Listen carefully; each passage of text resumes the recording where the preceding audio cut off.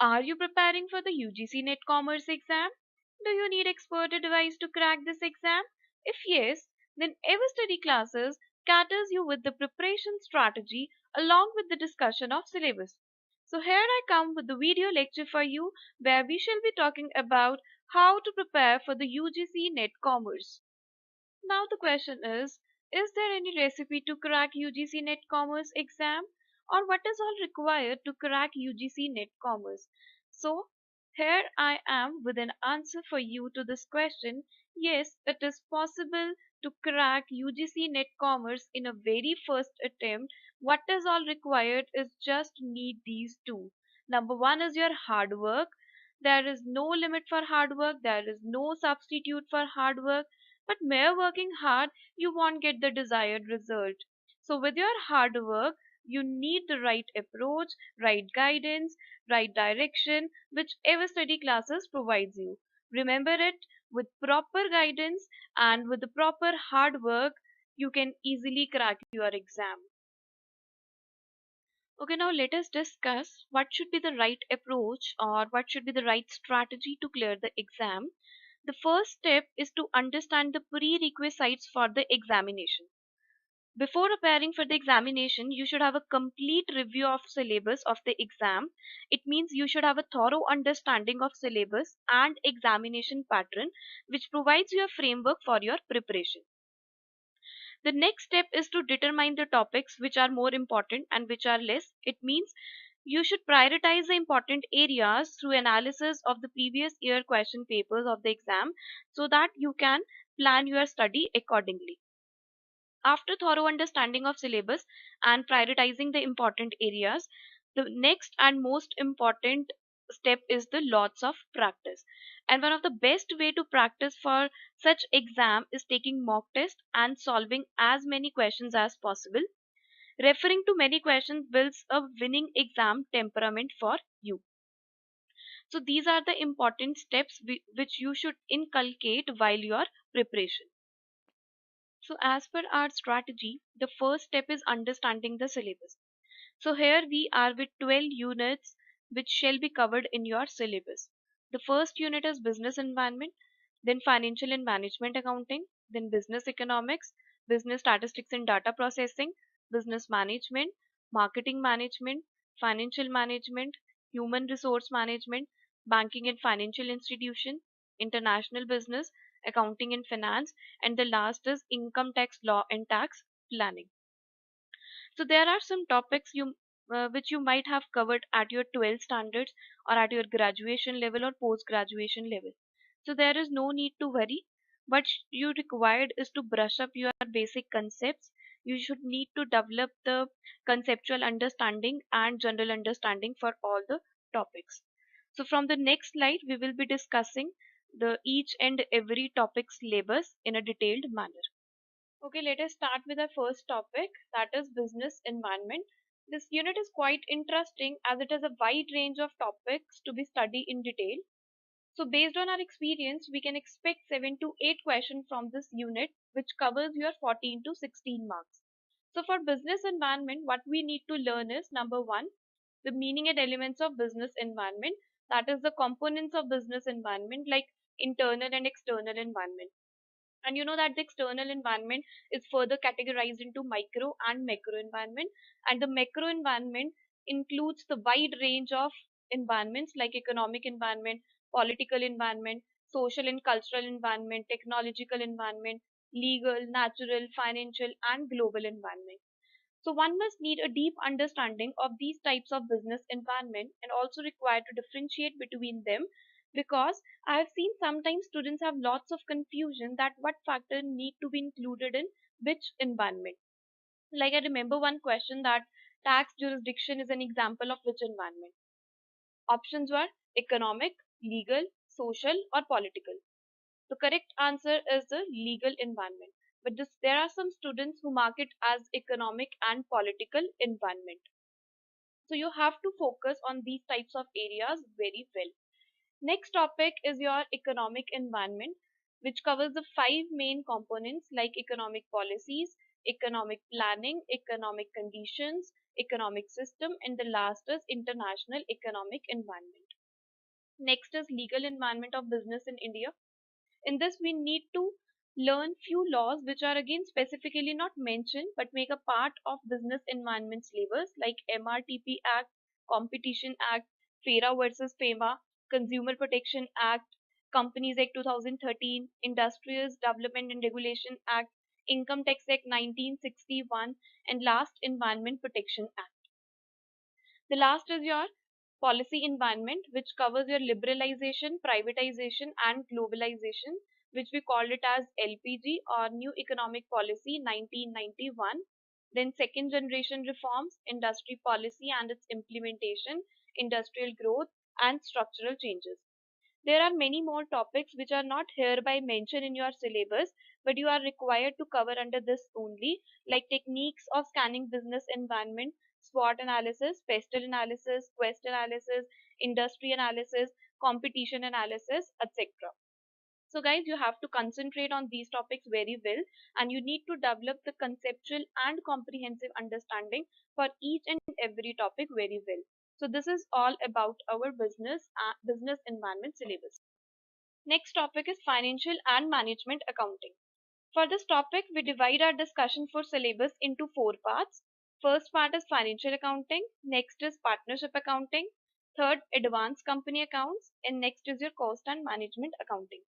In financial accounting, you are required to cover the basic accounting concepts. It's not only the concepts you cover, but also the accounting conventions, accounting assumptions, and equations. Next topic is capital and revenue. If you see the previous paper, you find the frequency of the question from this area, so cover this topic wisely. Next topic of the financial accounting is financial statements. So you are required to cover the both standalone financial statement and consolidated financial statement. Next part is partnership accounts, which covers your admission, retirement, death, dissolution, and cash distribution. Again, if we see the trend of the previous papers, you would have generally asked with the questions related to calculation of profit sharing ratio, calculation of hidden goodwill, and types of partners. Next part is company accounts, covers issues, forfeiture, purchase of business, liquidation, valuation of shares, amalgamation, absorption and reconstruction, and holding company accounts. For these topics, you should have a general understanding so you can attempt the question in the exam. Last is cost and management accounting, covers your ratio analysis, very important, fund flow analysis, cash flow analysis, marginal costing and break-even analysis, standard costing, budgetary control, cost for decision making. Again, for this topic, you require a general understanding, conceptual understanding, so you able to attempt the question for the financial and management accounting in your exam. So our third topic is business economics. So business economics is one of the subject which you have studied at your graduation and post graduation level. This unit has basic syllabus or introductory part of the business economics only for your UGC Net Commerce exam. So following are the topics which are covered under the business economics. First is your nature and uses of business economics. Then you have concept of profit and wealth maximization. Next is your demand analysis, which covers your law of demand, demand schedule and demand curve, exceptions to the law of demand, then increase in demand, decrease in demand, movement along the demand curve, shifts along the demand curve, and then you have elasticity of demand. We know that there are three types of elasticity of demand. Like first is your price elasticity of demand, second is your income elasticity of demand, and third is your cross elasticity of demand. Next is your indifference curve analysis. Then we have utility analysis and laws of return and law of variable proportion. Next is your cost, revenue, and price determination in different market situations, perfect competition, monopolistic competition, monopoly, price discrimination, and oligopoly. The last is your pricing strategies. Now you can see that this is not a huge course. However, understanding of theories, formula, graphs, curves is definitely needed. It needs to be learned in a way that you should be able to recall the exact statement or theorem or notation for the purpose of answering the question. According to me, this subject can become one of the scoring subject if you have deep knowledge of all the concepts. And if we say about the expectations from this topic is you can have 8 or 9 questions from this topic which covers your 16 to 18 marks. So this is all about our business economics syllabus. So another conceptual unit is business statistics and data processing. This unit itself is very important as it covers many topics which are also included in research methodology of paper 1. So we can say this unit has major contribution for your whole UGC Net Commerce exam. Now what you need to learn is different types of data, data collection and analysis, sampling methods, meaning, errors, normal distribution, hypothesis testing, analysis and interpretation of data. Then you have correlation and regression, different types of tests like t-test, f-test, chi-square test. Next, data processing, its elements in data entry, data processing and computer applications to functional areas, accounting, inventory control and marketing. So from these areas you can expect one or two questions separately. If we talk about the total coverage of business statistics and data processing is 16 to 18 marks for your exam. Now next topic is business management. This unit involves a topic related to what constitutes as principles of management and also incorporates the functions of management, that is planning, organizing, staffing and leading. In leading we have motivation, leadership, committees and communication. This subject also touches upon the corporate governance and business ethics. Since this subject contains a lot of text but most of it is standard and easy to prepare, if you are unsure of where to start the UGC NET preparation, then business management is one of the ideal topics to look forward.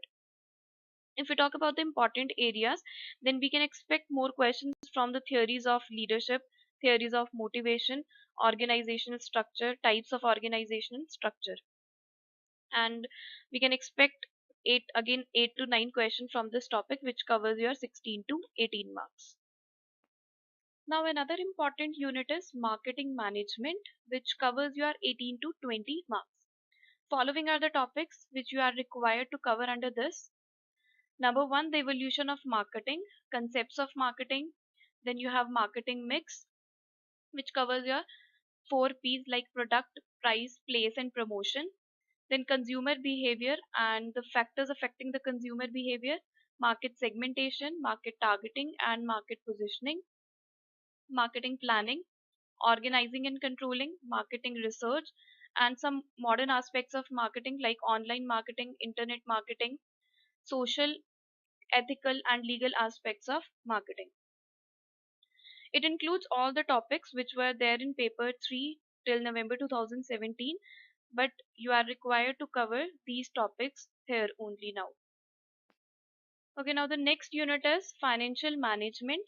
Though the syllabus of financial management is limited for UGC NET, but thorough understanding of each and every topic is required.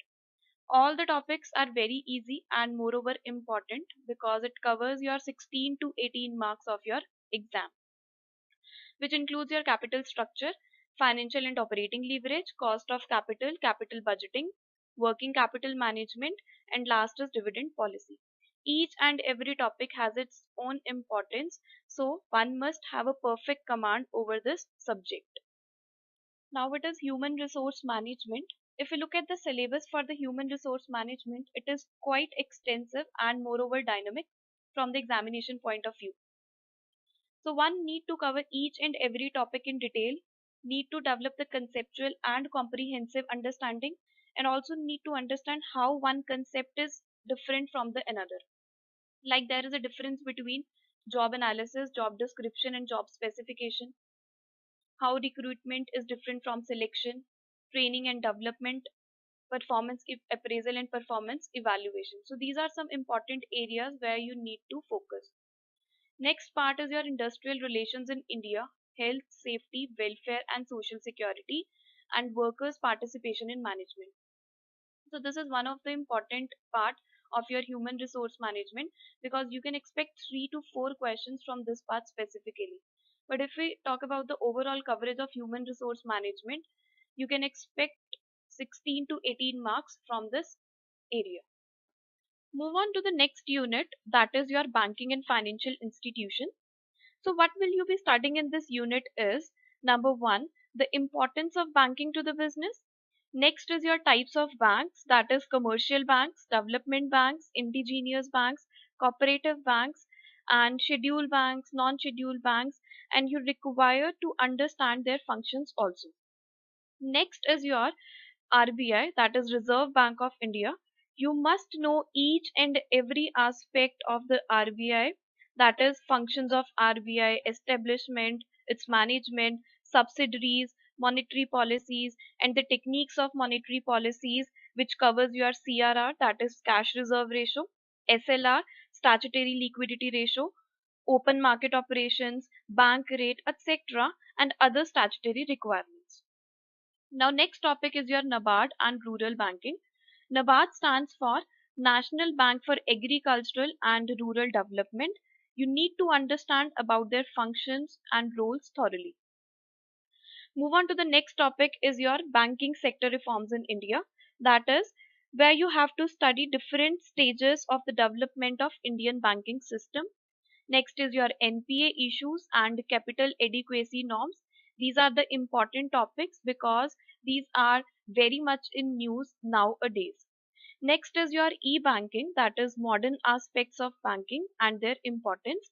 And the last is your development banking, that is IDBI, Industrial Development Bank of India, IFCI, Industrial Finance Corporation of India.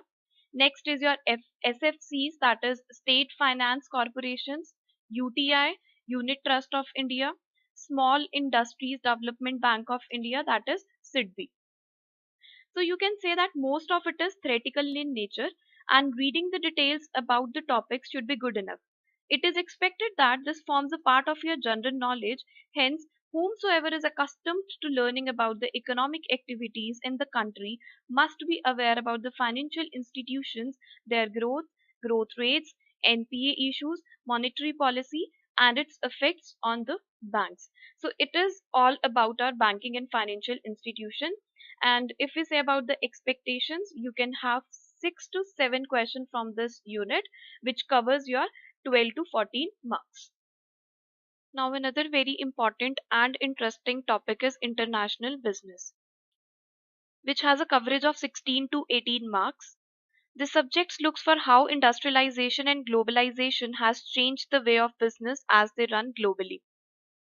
Structurally, this unit primarily focuses on international business, balance of payment, international liquidity, WTO, its functions and policies, structure of India's foreign trade, and many more like FDI and multinational corporations, regional economic integrations, foreign exchange, exchange rate mechanism, risk management, then last foreign investment institutions and financial instruments like GDR, EDR, FIIs, their role in Indian capital market. This part is also covered in your accounts and finance portion. So the important thing about this subject is that since it covers too many topics which are generic to the country, it means general understanding of this unit helps in gaining the command over this subject in long term. Also, the best way to cover this unit is to acquaint with the knowledge and trend and pattern in the UGC exam have been asked. Now next unit covers your accounting and finance portion. So in accounting, you are required to cover the accounting standards in India. There is no need to go in detail for this. You just have to memorize the names of the accounting standards. Because if you look at the trends of the questions being asked in the previous exams, there you just have to recognize the name of the accounting standards. Along with this, I suggest you to learn the names of the Ind AS also, because in 2015 there was a question related to Ind AS. Also, as the company starts implementing this, so you might have a question from this area. Next is your inflation accounting, human resource accounting, responsibility accounting, social accounting. So in this, try to cover the objectives, needs, advantages, limitations, and method if any of these types of accounting. So next is your finance portion, which is very important. Again, if you look at the trend of the questions, examiner sets chunk of the question from this finance portion. So you need a perfect command over this.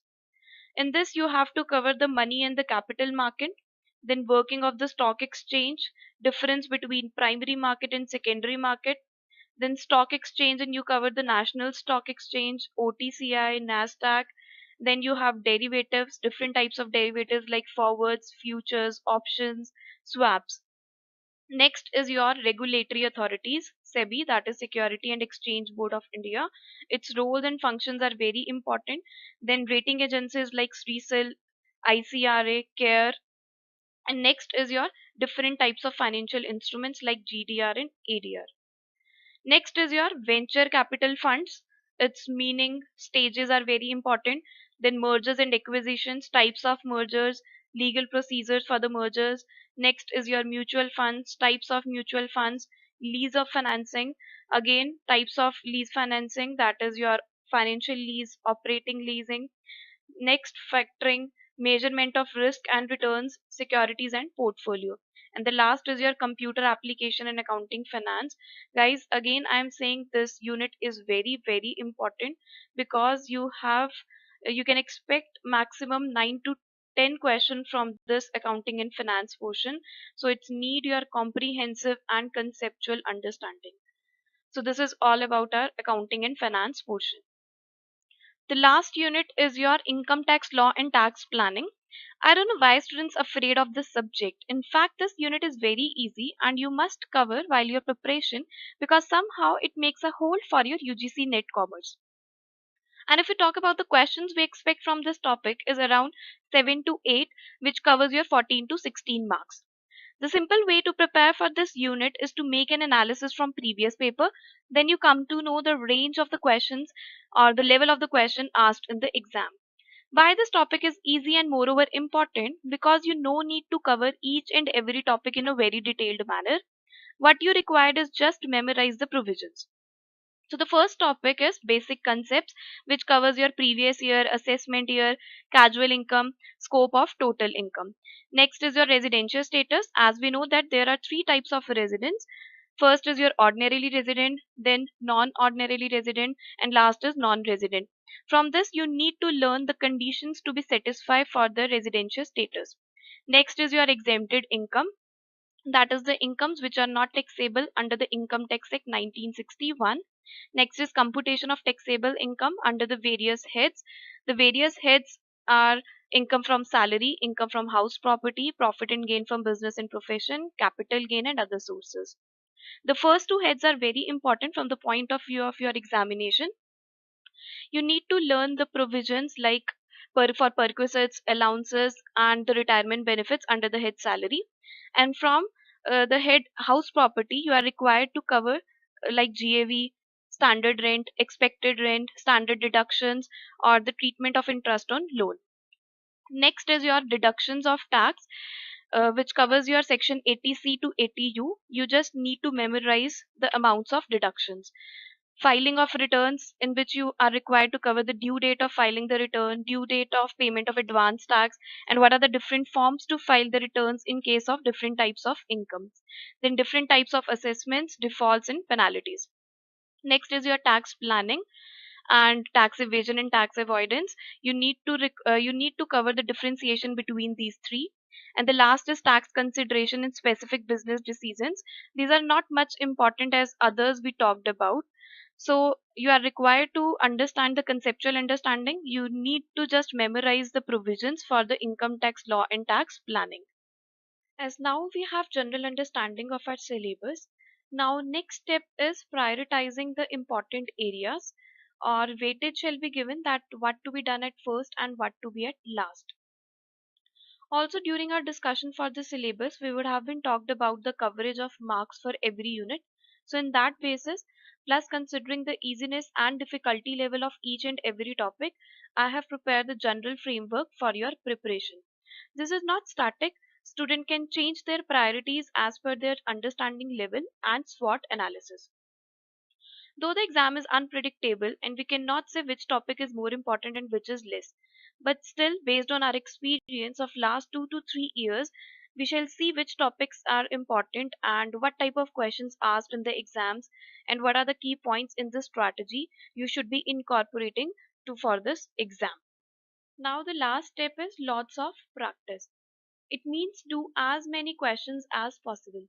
The best way to crack this exam is to practice past year papers plus attempt the simulated mocks, which makes you fully prepared and confident to face the final exam so that you can come to know what are your strong and what are your weak areas by solving more and more question papers. Also, before preparing for the actual exam, it is very important to get used to the exam environment. By solving question papers and mock tests, students get accustomed with the exam pattern and time frame for attempting each question. It gives students a glimpse of what really happens during the real test. Now, how the Everstudy classes helps you or assist you? Everstudy Classes works as a personalized learning, doubt solution, and mentoring platform which provides you the free regular discussions of past year questions plus simulated sectional tests and full length mocks which definitely help the aspirants to crack their exam because it equates with the real exam environment as it is computer based test now. Moreover, they are also providing the handwritten notes which helps the aspirants in their preparation. So guys, this is all about our today's important discussion, that is how to crack the UGC Net Commerce exam. So please go ahead, start preparing. You will definitely get your exam clear. Thank you friends for watching this video. If you like this video, please like the same and share it with your friends. Do subscribe for regular updates. And if you have any doubts related to this session, please comment us or mail us to hello@everstudy.in. You can also follow us on Facebook and Telegram through these links.